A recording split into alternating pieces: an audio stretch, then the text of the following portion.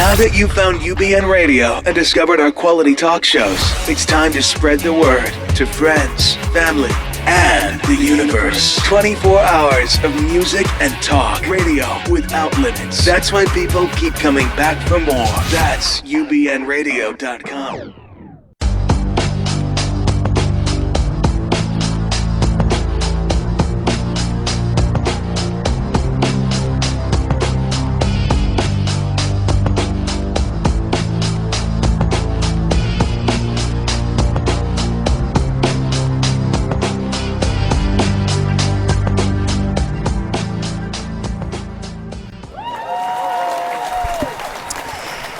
Greetings and salutations, everyone. You have tuned into another thrilling and chilling episode of Dr. Judy WTF. That's What the Freud here at UBN Radio Network. I am your host, Walt Lusk, and of course, Dr. Judy Rosenberg, who is forever becoming more popular. World-renowned psychologist and founder of the Psychological Healing Center here in Southern California, in Sherman Oaks and Beverly Hills, and author of the book, Be the Cause, Healing Human Disconnect. We have been getting an absolute plethora of calls and messages and emails and comments on YouTube, and we appreciate each and every single one of them. Please keep them coming.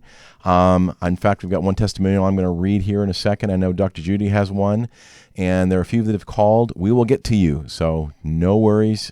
And we are here. But if you want, you can call in here and get on the couch with Dr. Judy. And the number is area code 323-843-2826 here every Thursday at 8 o'clock Pacific. And, of course, you can see us on YouTube, iHeartRadio, Stitcher, and here at UBN Radio, and watch us live on ubnradio.com and Facebook on UBN Radio site as well. Tonight's show is sort of a little bit of a continuation, kind of the flip side of the narcissistic show we did, entitled Borderline Mothers and the Effect They Have on Their Children. And this one is actually by request from a big fan in Ireland. So thank you so much for that. But I wanted to read a quick testimonial if I could. Dr. Judy, so glad to have found you. Getting out of a 24-year marriage with a narcissist. Yeah, I'm learning so much. After listening to your shows, I realize I believe he has an injury from his mother. He is 61 years old and his mother is no longer alive, but I realize he doesn't believe anything's wrong with him. Or did I mention it's I'm his fourth wife? Yike. He's a retired professional and he's never going to change. So glad that I'm finally out. Thanks so much for all you're doing. You are helping me tremendously. Again, thanks so much for being there and reassuring me that I am not crazy. No, you're not. It's a crazy world out there. So I really appreciate that comment. Yeah. And I want to address the people that have written in. There have been tremendously interesting, wonderful, and a couple of not so wonderful comments. I want to address a couple of the not so wonderful ones. Let's see. Can't please everybody. Basically, I think one person thought that we were being disrespectful to pathology, and I just want to comment on that and say that if we were, I'd like to know exactly what it was that we said, because we're all about self-reflect and self-correct. The truth of the matter is that when people are not well, they're not liked because ethics and mental health are interconnected. Okay, so if somebody is behaving in a narcissistic manner, if somebody is behaving in a way that they're projecting on other people are going to be injured by that. So it wouldn't be surprising that that people who are not well, and again, no disrespect for the people that are not well, because as you know, if you've been listening, the show is about our hole in the soul, and our hole in the soul is not pretty, and the effects of the hole in the soul is not pretty. And so with that said, we have to understand that people who are hurt people. Hurt people hurt people. So we're talking about various ways that the hole in the soul gets patterned in, blueprinted in, and then we have what is resultant in chaos, defenses, and breakdowns. Another comment that I received, which I really do appreciate, both positive and negative ones, because we're not here to sugarcoat anything. No, I we're think not. it's really important that people self-express, and this is part of what we really talk about is the importance of self-expression. One person commented that we shouldn't reinforce this kind of behavior because these people are soulless. And look, this is not reinforcing anybody's behavior just because you understand that they're injured. Yeah, that's what psychopathology looks like. Sometimes psychopathology looks like sociopathy, and sometimes the end of the spectrum is that people's feelings get cauterized and then they look like monsters and they look evil.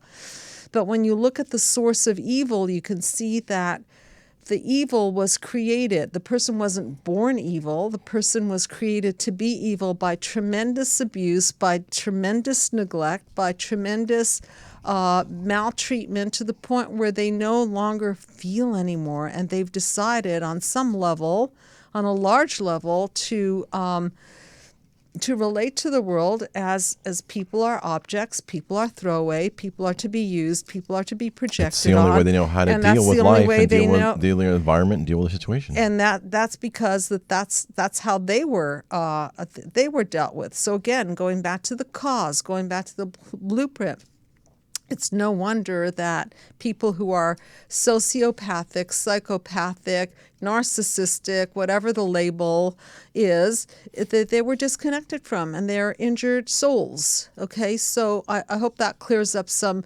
misunderstandings, and if there are any left, please do call in, call me, or call respond. Walt. You bet, and we'll definitely respond to it all. And yeah, go and ahead. I don't know if I gave the number. There it goes. 323-843-2826 is the telephone number to get on air here in the United States and abroad. So feel free to call in and get on the couch with us. Talking about borderline mothers and the effect they have on children, it is roughly, here in the United States, 20 million adults in America have a diagnosable personality disorder. And that's probably a little bit on the low side. And they say it's a real staggering number.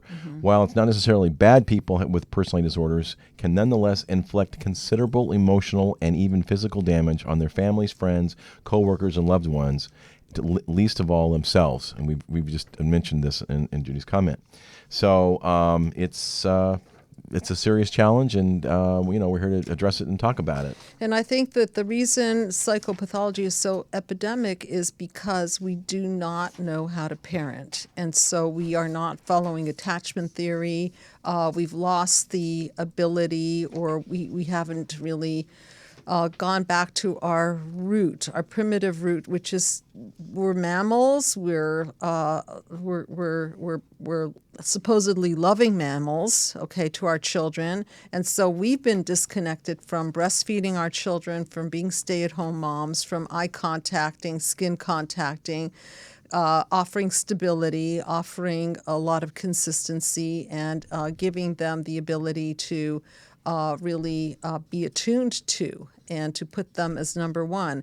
And because this is not being done on a global level, I'm getting calls from Spain, I'm getting calls from Denmark, I'm getting calls from Sweden and Canada. I got a call from Canada a week ago, and the person who called is a self-proclaimed narcissist, and I congratulated him because I don't really get calls from narcissists. Narcissists don't want to be in therapy. Why? Because they're perfect. They don't have any problems. It's the other people that are problematic. It's everybody else. So I think it's really, really beautiful that whatever we're doing, Walt, and I thank you, people are beginning to understand that this stuff is not their fault, and these diagnoses are just labels. The essence of it is that we are injured and we're disconnected from, and the ways in which we're disconnected from then creates the psychopathology. So today the label is borderline. It's all the same though. Human disconnect, okay? Different forms of human disconnect. So if you don't mind putting the mind map up. And those of you that are listening, you can go to drjudywtf.com And there's the mind map, all 9 panels. Thank you very much. Let me just give a broad general overview of the mind map, which I created back in many years ago in 2002. I conceived of the mind map as a global project to heal global disconnect. And for those of you interested, I now have a website up called healingglobalDisconnect.com. And I'd love your input on that. Join the conversation. The point is not to become a united humanity in terms of giving up our individualism. The point is to find synergy between the differences and learn how to create a humane approach to interconnecting with each other, so that basically we don't blow each other apart. And join the human race. And join the human and humane race, okay? So with that said, the reason we have so many macro problems is that we have so many micro problems. And these micro problems are now going viral, and they've mushroomed into huge global issues, which we now see on a daily basis, a moment-to-moment basis. Somebody's being raped, killed, children are being shot in their own school environment. Nationally, we're in crises, and it's just mushrooming. It's escalating out of control. So it's escalating. So I decided rather than go macro the first round, I thought, okay, let's boil it down to the micro, which is the human disconnect, starting with mother-infant, father-infant disconnect, because this is our blueprint. So if you look at the mind map, you'll see a lot of DNA. And the DNA is because we're blueprinted. So the top panel represents our past. The top 3 panels represent our past. The middle 3 represent the chaos, defenses, and breakdowns of the wounds of our past. And then the bottom 3 panels represents the paradigm shift into healing and unity, which is a sense of balance, which is where we want to be, of course. Most of us live in panel 4, 5, 6. That's why we call the show WTF with the Freud, because Freud said that if we don't heal our wounds, we're doomed to repeat them. And that's what we don't want to do. So we want to morph out of our wounds so that we don't internalize them, we don't project them, and we don't spread them. We don't spread our psychovirus to the next generation. Multi-generational, as Dr. Murray Bowen talks about. So in the case of the borderline, what's borderline? I mean, what is borderline? Go ahead, Walt. Do you have a definition? I do. It's from an article titled The Impact of Being Raised by a Borderline Parent.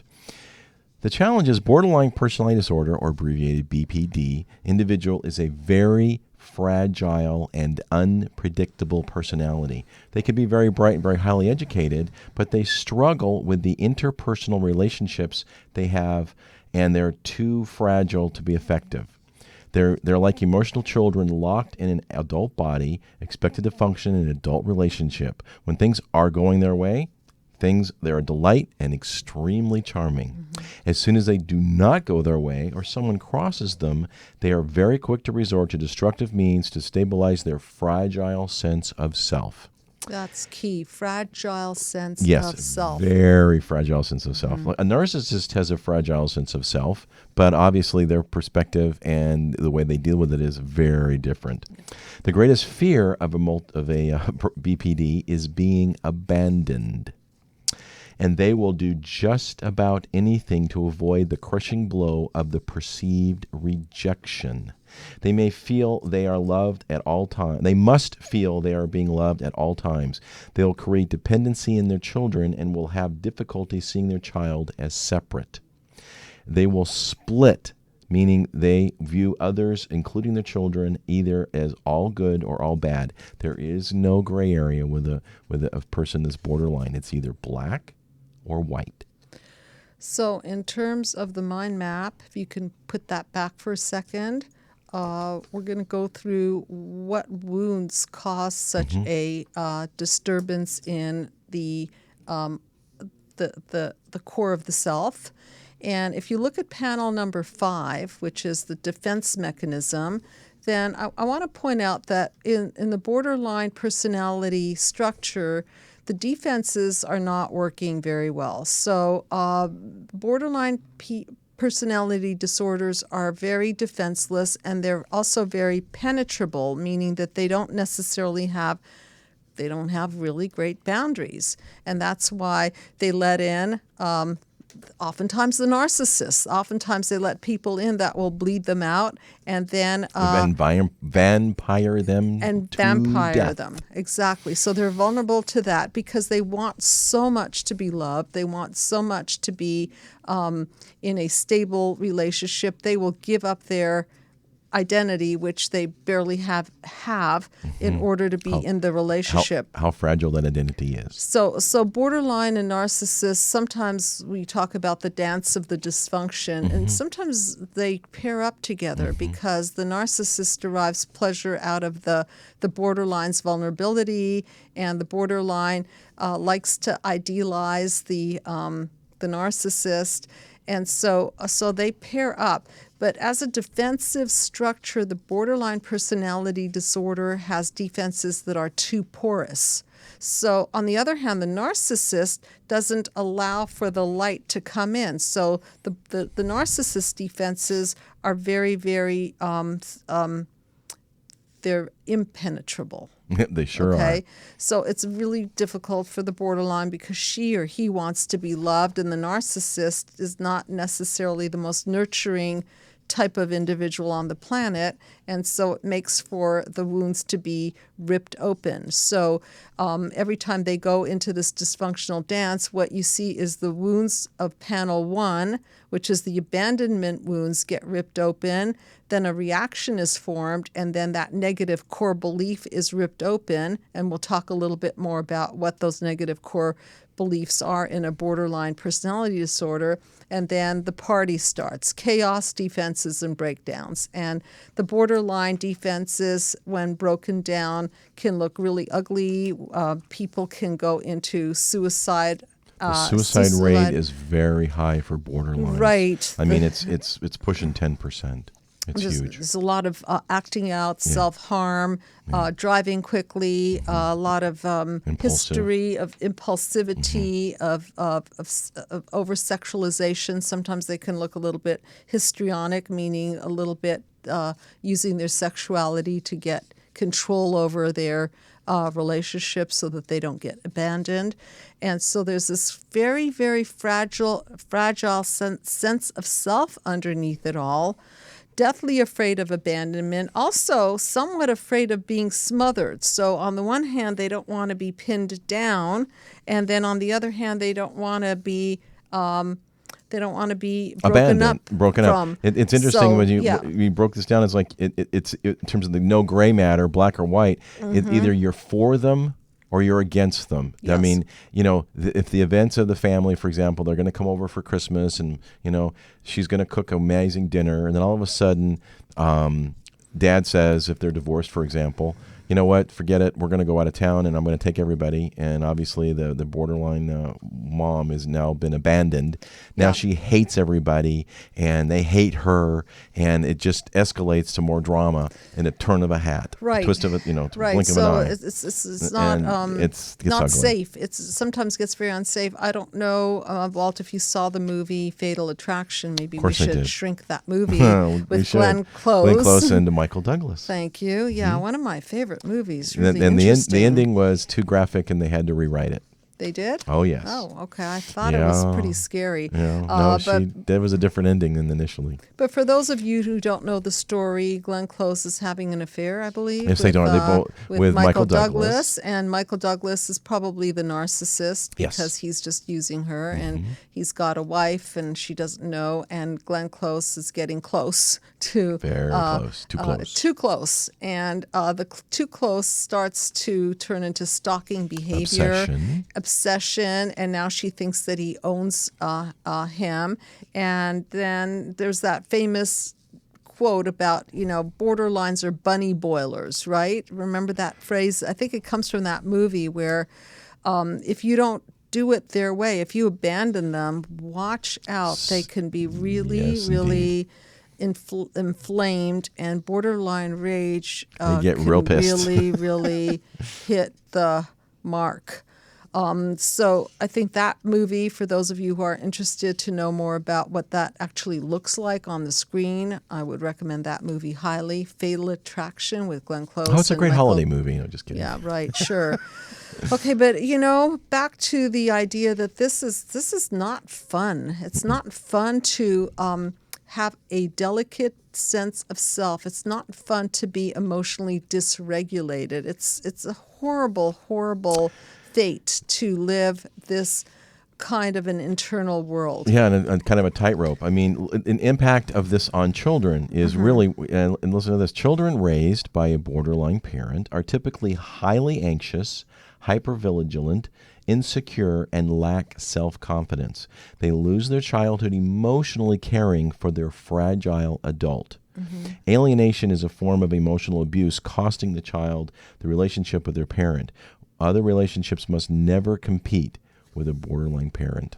So unlike the effects of narcissism on children, the mother needs that child to stabilize and regulate her mood, and she doesn't want to be abandoned. With the narcissistic parent, that child is there to aggrandize her. And be narcissistic supply. Narcissistic supply. In terms And of in this narcissist. case, it's the emotional regulation that the mother wants from living the with child. the unpredictable behaviors, mixed messages, and mood swings. This interferes with, obviously, a child's sense of safety and trust. And long-term, a child is at serious risk of doubting her own perceptions.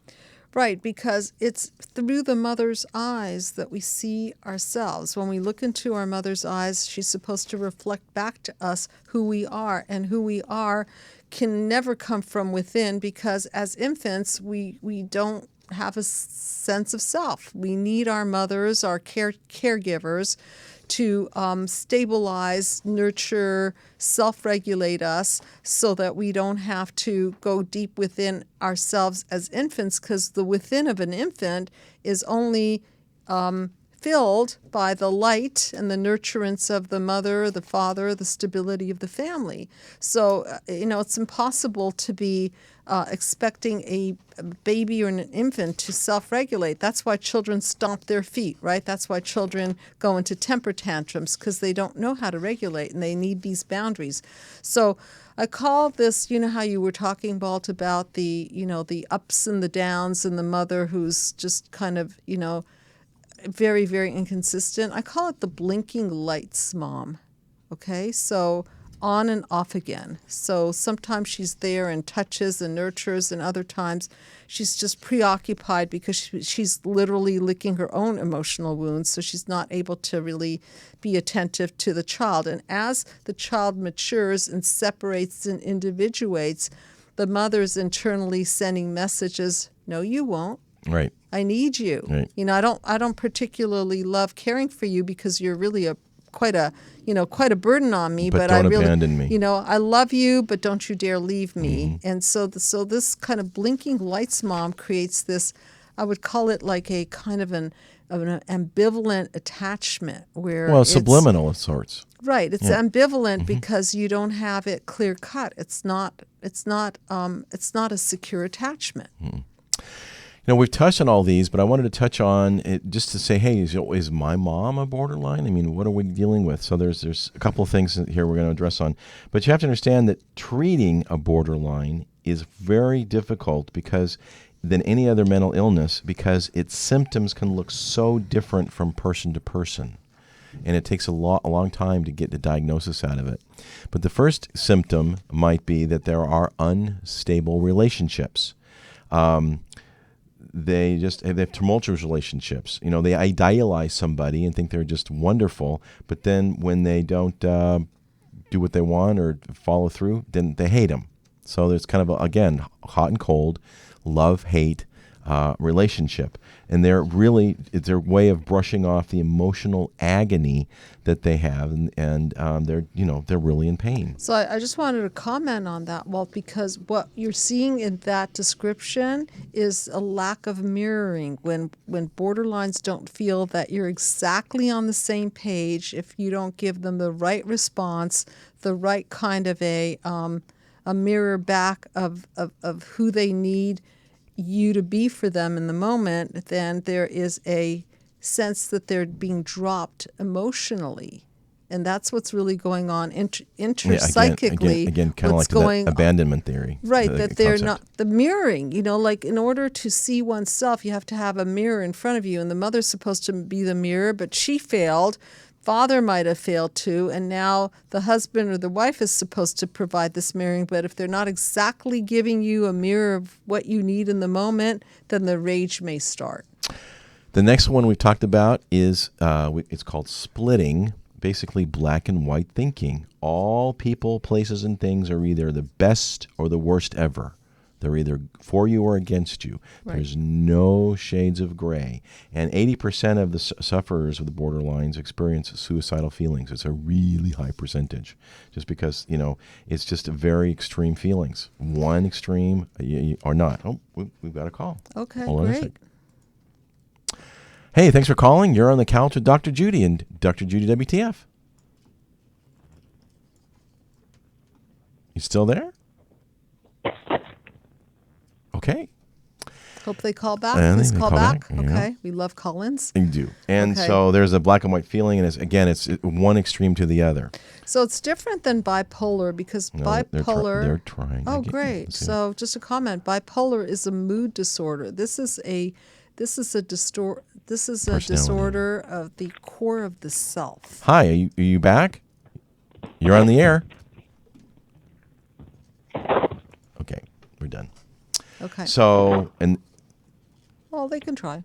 We'll talk, and they can try, and we're interruptible. We're totally interruptible. And again, the call-in number, if you want to get on air with us, is area code 323-843-2826. Mm-hmm. And again, you can get in the couch to Dr. Judy and myself. I'm going to try this one more time. It's 3 charm or 3 strikes, you're out. Hey, last attempt. Hello. Yeah, barely. I think there's something really. It's a real goofy. Do you want to try one more time? Maybe the reception is really off. It's a real goofy connection. Hello? Okay. It's a goofy connection. Okay, so sorry. And the other Feel free to call me personally, and I'll talk to you. Right. Okay? The fear of abandonment, which we've talked about a lot, okay? I mean, the extreme examples, panic, desperation, rage, or frantic actions to abandonment, whether real or perceived. Yeah, perceived, and right. They can all look like manipulative, irrational, controlling, selfish behavior, and that's only if you're on the receiving end. So, I mean, do you see how delicate this is? It's very delicate for the person, and it's very delicate for the people around them to live with this because it's a kind of a walking on eggshells. Mm-hmm. And we do have an episode called Walking on Eggshells, which I think is actually one of our most popular YouTube it was done a long episodes. Time ago. Mm-hmm. So we could see that the system gets very, very painful for the receiving party because even a tone can set the person off. Again, if they're not, if you don't call them back, within a certain amount of time, call me back. I want to get together with you, right, blah blah blah. Right. And they have this extreme high expectation. Hey, call me back, and you blow them off for 2 days because you're busy. It's like now they're abandoned, and now they hate you because you're not giving them what they want, the way they want it, when they want it. And part of what can play into this is a sense of jealousy and rage, because the mind works by trying to justify and explain. So if the person isn't feeling well, they'll pull into their story, so to speak, a way of explaining why they're feeling what they're feeling. And so they'll basically write the script on it. Like, I'm feeling like this because you looked at that woman, or because you touched that person wrong, or, it could be anything. Do we have a call-in? No? Okay. No. And along those lines, in terms of a reaction, because they're very reactionary. Okay, we have a call-in now. Let's see this. Okay. Hi, can you hear me now? Yes. Well, there we go. Hello. Hi, you're on the air and on the Hi. couch with Dr. Judy. Thanks for calling. Hello. Greetings from Ireland. Oh my God! How are you? You made it. Well, you are the source of the show. Yes, Thanks for it's calling. 4:30 a.m. in Ireland. Well, good morning. Yeah, good I'm morning. actually- Good morning to you. I'm actually originally from Poland, but I live in Ireland right now, and Okay. my name is Magdalena. And I just wanted to thank you both for those shows and for everything you share, because it's been such a help in my own life, and we've been watching you together with my husband, and I had a lot of traits of borderline and codependent person, and he has a lot of traits of narcissist. And we've been healing for the last 2 years, and the marriage was on the breakdown, and we are on totally different levels. So I wanted to really, really thank you, because you helped me to realize a lot of things. Well, what an honor Can to you get hear me? this call. Yeah, totally hear you. What an honor to get this call. And Walt and I live for these moments where we feel that we're making a difference. We sure do. And so what I'm just wondering, first of all, did you read my book, Healing, Be the Cause, Healing Human Disconnect? Do you have a copy of that book? Not yet. I Okay. listened to all the shows that you have on Stitcher about all the panels, and I've been actually researching your panels, and I was studying them, and at the same time I was working on the mother wound, because my mom has traits of borderline and narcissism and codependent. It's like a total mix, Okay. and plus alcohol is involved. So Wow. it was really, really, really hard for me to untangle all of this, you know, because all my life I thought I was the crazy one. Right, right. Now, I'm just Obviously. wondering, being that you're listening to some of these episodes with your husband, and if you're saying that he has narcissistic qualities, how is he able to take in this information? Is he actually able to take it in, or does he defend against it, or what's happening there? I'm very curious to know. Right. Well, what happened in our marriage was that it was really breaking down, because I went into my own therapy, and there was a time when we came to this crossroad, and I said, that's it. I can't stay in this relationship. It's just not serving me. And we decided to divorce. We decided to split. Okay. But then, because he actually wanted to be close to kids, he said, okay, let me just see, maybe there's something I could do. So it was really interesting for me, because he had so many narcissistic traits, and he also read the book by Alexander Lowen about narcissism. And when he was reading this book, he was like, oh my God, this is me. Wow. And especially when I sent him your videos, it was on YouTube, it was the Walking on the Eggshells, and then the other one about the borderlines, I hate you, don't leave me. Yeah. This was, I think, one of the times when he could really see it. Plus, I was going through my own therapy. I was doing the Healing the Mother Wound, and I was showing him what it is about. So he started to look into his own childhood. Okay. So it kind of, we kind of get there in the back doors, like I didn't tell him, you're narcissist and you have to heal yourself. Right. It was more like I started to look into my own childhood and sharing with him what it meant for me and how it affected me. And then he was like, okay, so maybe there's something for me too. This is so powerful what you did. I don't mean to interrupt you but I do want to hang on this point, because what you did is you self-reflected. You see, as you started to self-reflect, you didn't attack him. You didn't use criticism, judgment, blame, shame, none of that. You just went into, I want to look into this. And what you did was you depersonalized the pathology. You looked at it more logically. You looked at it more objectively. And as you became aware objectively what's going on, what that does is it takes the onus off the person. It takes that blame off the person. And then you could see it as a system gone wrong, which is, I'm a systems thinker. That's why I do mind map. Okay. And so when you see that you're involved in a system based on wounds from the past and how they literally crack your lens of perception and crack your entire core of being, and then the whole projection process takes place, then you can step back and say, wait a minute, that's not who I am. That's my reaction to a wound, and I can do something about that. And so then you could be the cause of another outcome. So it's amazing that that you started sharing with him, and then he started self-reflecting on his own childhood. Yes. Yes. Okay.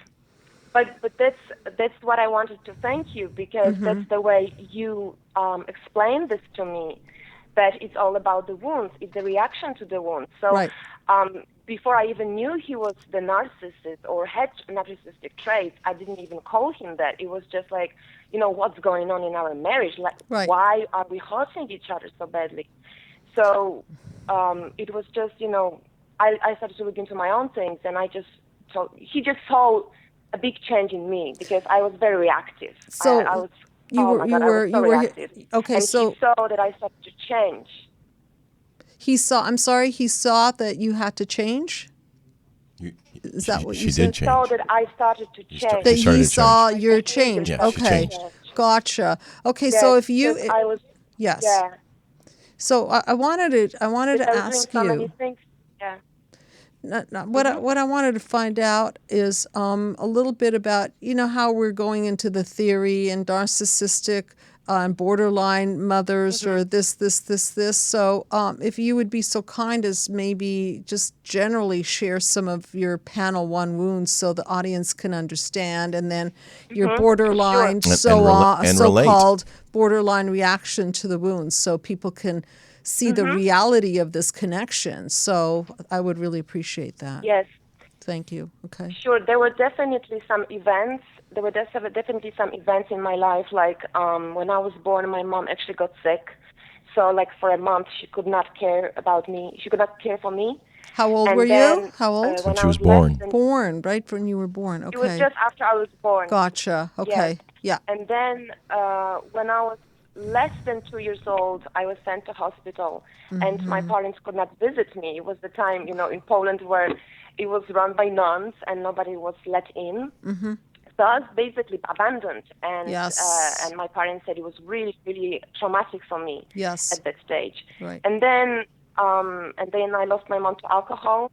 Plus, she had all those borderline narcissistic traits, so I never really felt she was there for me. It Yes. was like I never really bonded with her. Okay. And there was also triangulation with my brother, so there was a lot of things going on that I never felt like I could connect with her deeply. It was, like you said before, when I was listening to you, it was like I was either for her or against her, so I really had to walk on eggshells Yeah. to and help to help her feel stable. So I was kind of this parentified daughter that was caring for her emotional needs. Yeah, and that's the reverse of what needs to be, right? Mom's supposed to care for you, not vice versa.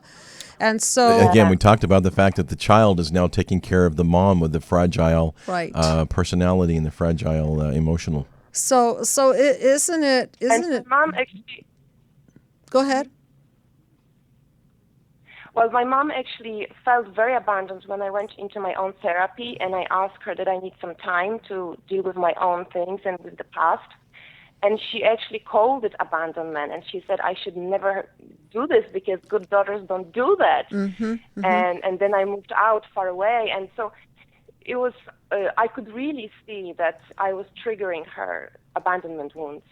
Definitely, yeah. Right, and how sad it is because no fault of your mother that you had to end up in a hospital, okay? And all of these abandonment issues that you experienced then ended up being expressed by abandoning her because you had to pull back and you had to take inventory of your life, right? So if we look at it as a causal model, right, just look at it very much as a system.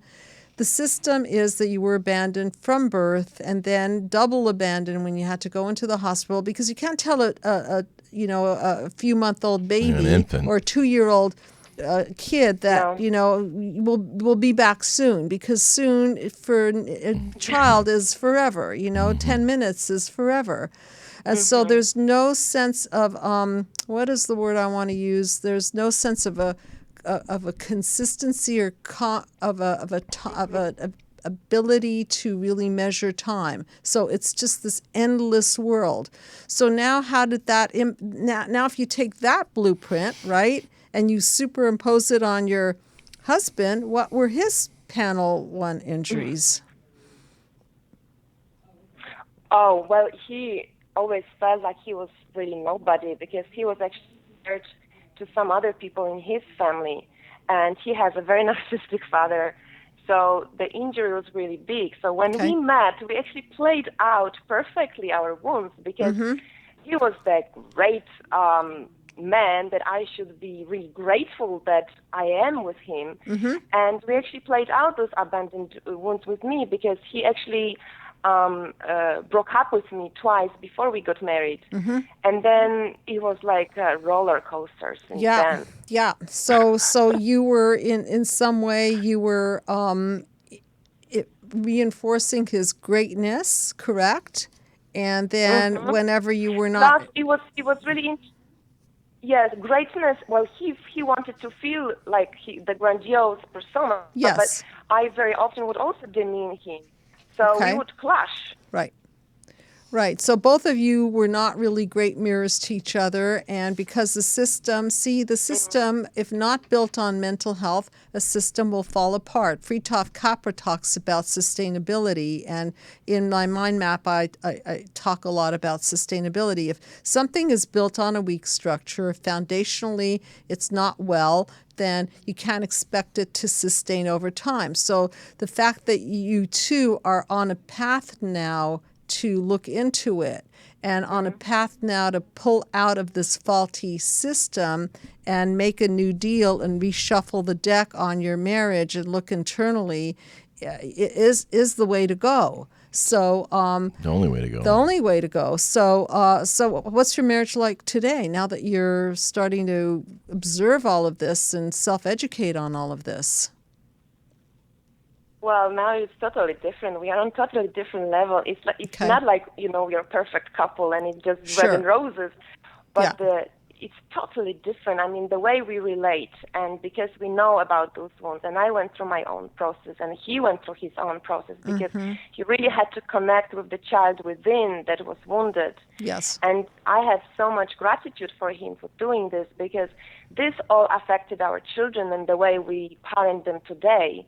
And it's not like we are ideal parents, but it's totally different. I mean, it was really hard for him to show any empathy, Right. So now it's totally different. And even our children have language now when something happens. And especially when there's stressful time, we can really talk about it.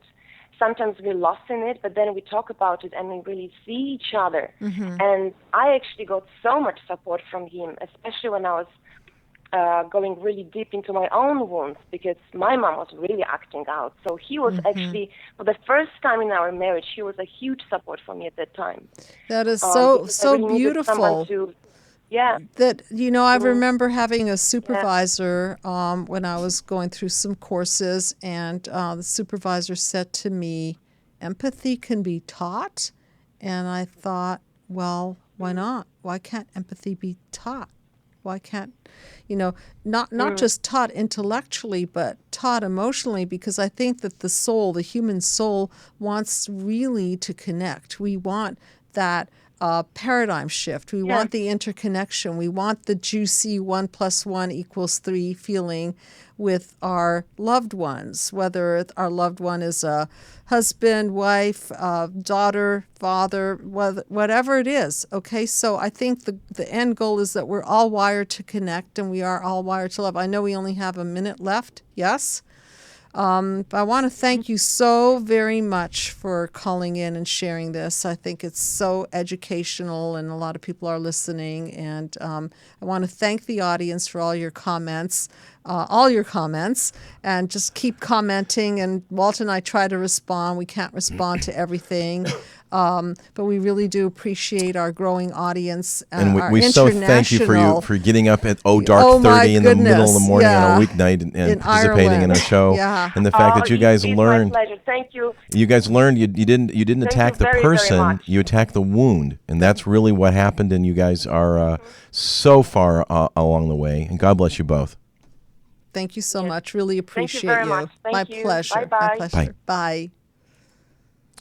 They addressed the wound. They didn't attack each other. No. And they realized what a beautiful story. That's what it's all about. It's very hopeful, isn't it? Yes. Because, we talk about the psychoanalytic world and how difficult it is to cure narcissism and how difficult it is to deal with borderline.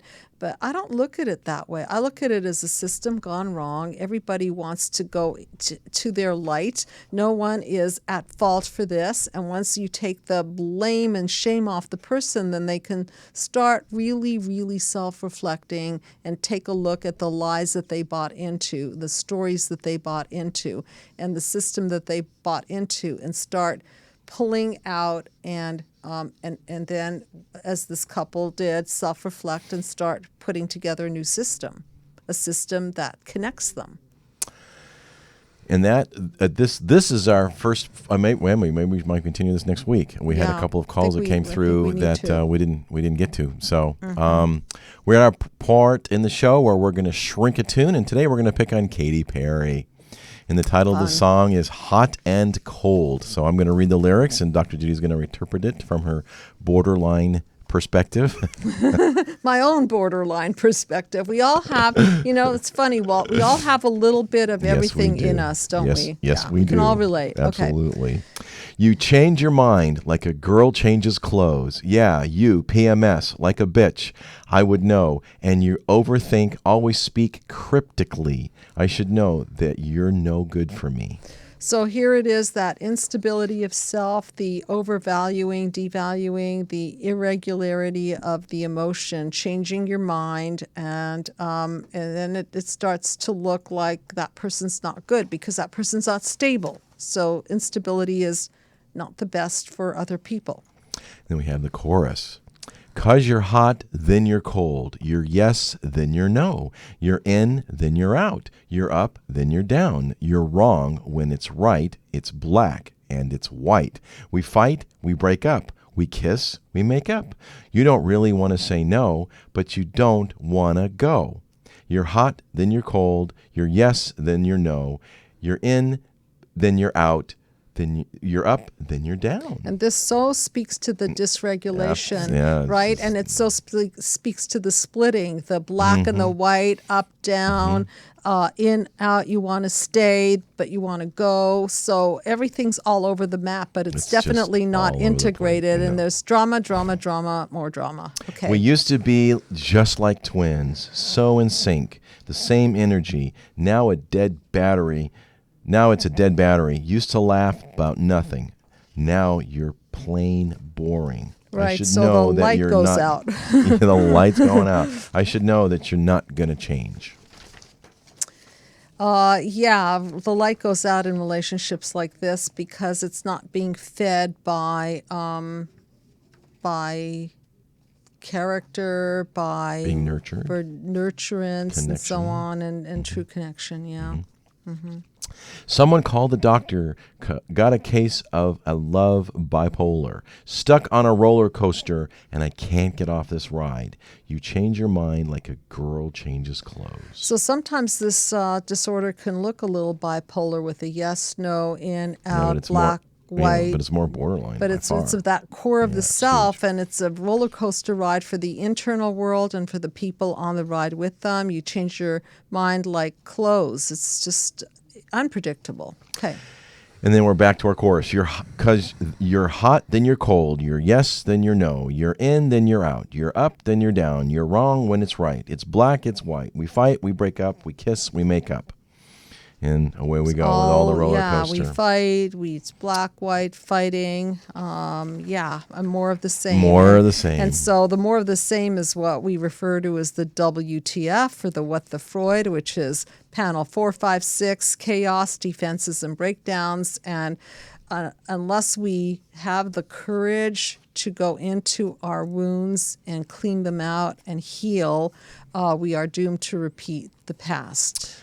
So with that said, for those of you who are seeking help, we have amazing counselors at the Psychological Healing Center, including myself. I'm a licensed clinical psychologist, and I train people into the system, and we have a beautiful staff, including people who work on a very generous sliding scale fee basis. We really try not to turn people down, and mainly we want people to go through this mind map journey to healing. So if you feel that you need that kind of help, we're available in person, on Skype, teletherapy, and it's really been an honor to help people internationally. Absolutely. And we're Skyping with people from Spain, from all kinds of different places in the world, and so it's just really been an honor. There's one call you haven't gotten yet, Dr. Judy, that has called here, and she's been in therapy for 11 years. Oh, and really? Just recently realized her husband is a narcissist, and all I could think of is, the Calvary has arrived, because you won't need to be in therapy for 11 years, let alone 11 months, let alone 11 anything No, 10 to figure this out. With follow-up. Yeah, right. it's amazing and very potent, very powerful. So thanks for listening. Thanks for watching. Thanks for liking. Thanks for subscribing here on YouTube, on iHeartRadio, Stitcher, as the last caller just elaborated on, and of course here at UBN Radio. This has been our show on borderline moms. And if you leave us your email. And you can write us at info at Dr. Yes. Judy WTF, and we respond to everyone that we get. Absolutely. Even the elaboration and requests for the PhD, the Peaceful Healing Dialogue as well. Which is on the website. It is also on the website. And, of course, if you have an iPhone, you can download the app, Psychological Healing Center app, and it's a tremendous resource. So with that, we're going to close our show. Thanks so much for listening and watching, and God bless everyone. Until next time, Katy Perry, Hot and Cold. Katie, do you take Alexander?